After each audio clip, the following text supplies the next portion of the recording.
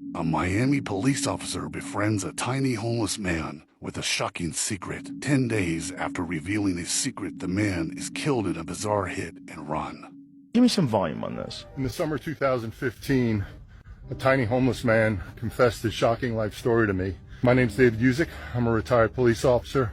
I worked in the city of Aventura, and I became friends with a homeless man named Richard Flaherty. Richard was only 4'9", 97 pounds.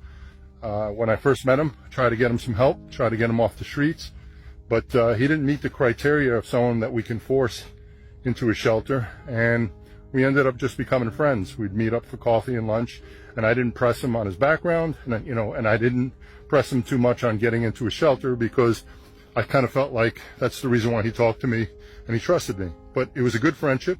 Richard was real sharp. We had some great talks about the world and politics and life.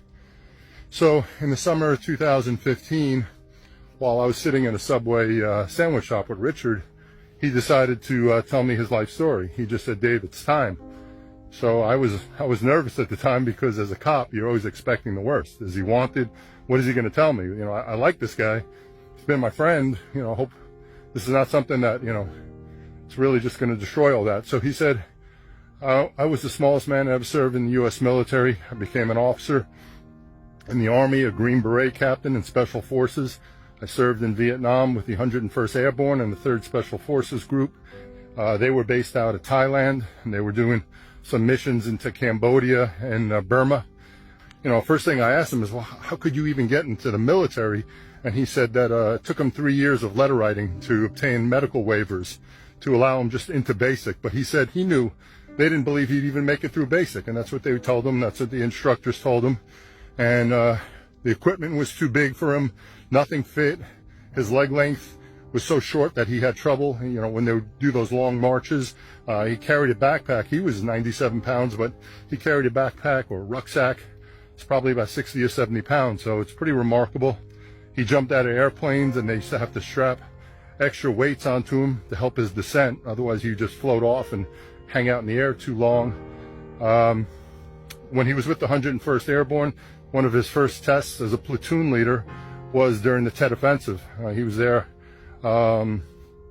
maybe a couple of weeks, and then the Tet Offensive started in 1968, and his unit was sent to the outskirts of Hue to fight. And everyone will say that was probably one of the bloodiest battles of the war.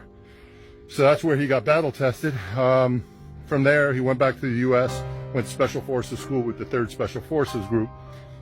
At the end of his 2 tours, he had Silver Star, 2 Bronze Stars, and 2 Purple Hearts, among a whole bunch of other medals and commendations he received.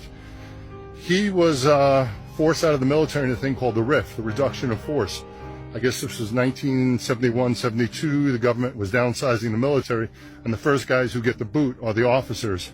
So they would make his life miserable, make him pick up garbage.